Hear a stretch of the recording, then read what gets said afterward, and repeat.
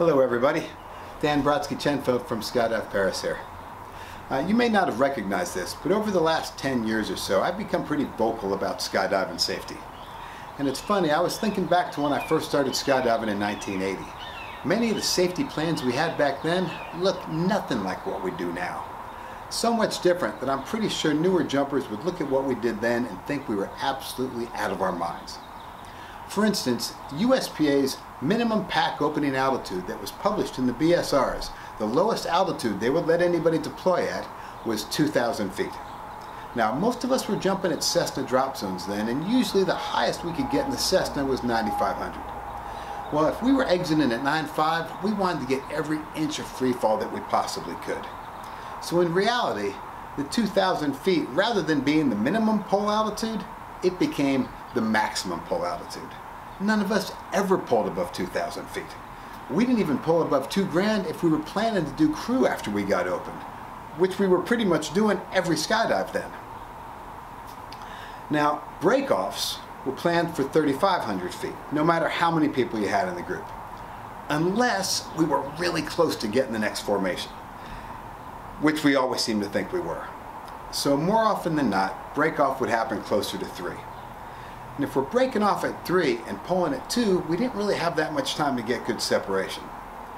So some of us were looking at this, and in our infinite wisdom, we thought to ourselves, well, rather than pull at 2,000 feet with everybody else, the safer thing to do would be to hum it down to 1,500 feet and pull by ourselves. Yeah, the safer thing to do, we thought, was 1,500 feet. Now, there weren't any AADs at that time. Actually, there were AADs, but they were so unreliable that if anybody used them, we wouldn't skydive with them. So at least we didn't have to worry about having 2 out because we pulled so low. But you know what? If you're pulling at 1,500 feet, you barely have time for 1 out. Now, we didn't do this because we thought it was fun. We didn't do this because it was some kind of a low pull contest. We did this because we honestly believed in that situation at that time it was the safest thing to do. Now, wind limits back then were pretty much the same as they are now. Most people would stop jumping between 20 and 25 miles an hour. But our canopies were much slower then. So if we were jumping in winds that strong, we'd be backing up pretty fast, and you really don't want to land while you're backing up that fast. So we thought in this situation, the safest thing to do in high winds was going to be to hold upwind as long as we could.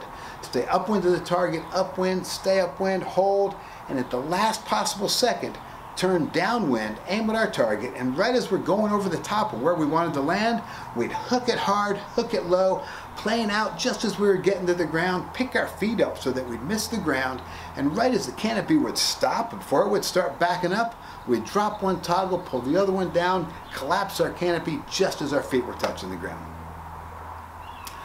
That's right. At that time, after evaluating everything, we thought the safest thing to do in certain situations was to pull low and hook it low. Now, not all drop zones and all skydivers were doing this. Back at that time, we were all pretty much figuring this out for ourselves. But with more time, more experience, and new information and new technology, the whole skydiving community together figured out that pulling low and hooking low was not in the interest of safety. And we were a safer and smarter community because of that. Now, the reason I wanted to bring that up is because it kind of reminds me of where we are with COVID-19 right now. When I first heard about this, I really didn't take it that seriously. My only thought was, well, what do we need to do to keep operating?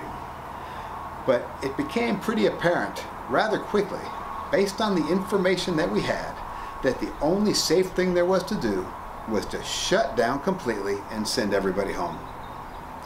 Now, like then, with more time, more experience, new information, new technology, I'm pretty sure soon there's going to be widespread testing and hopefully a very reliable vaccine, and we'll be able to get back to normal. Until then, different drop zones and different skydivers are going to have to be figuring this out. And ours is not a one-size-fits-all sport.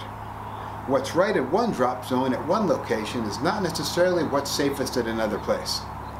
Go to 2 different drop zones. You'll see 2 different complete landing patterns. Very often you'll see different weather limitations that people use. Sometimes even different opening altitudes, depending on how big the drop zone is and the terrain that's around there.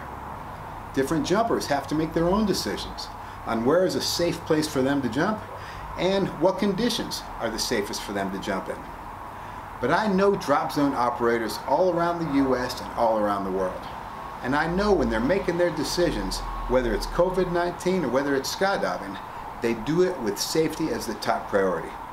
Safety for their jumpers, safety for their staff, safety for their communities. Together, I'm confident we're going to figure this out.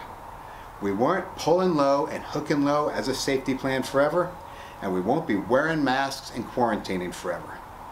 Before you know it, we're going to be back at the drop zone, high-fiving, hugging, kissing everybody we see, loading up on airplanes and going.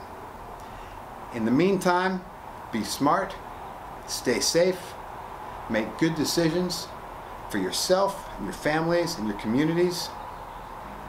We miss all you guys terribly, love you guys, and look forward to opening up Skydive Paris as soon as we can and welcoming you back. Take care of yourselves. Be safe. Talk to you soon. Thanks for listening.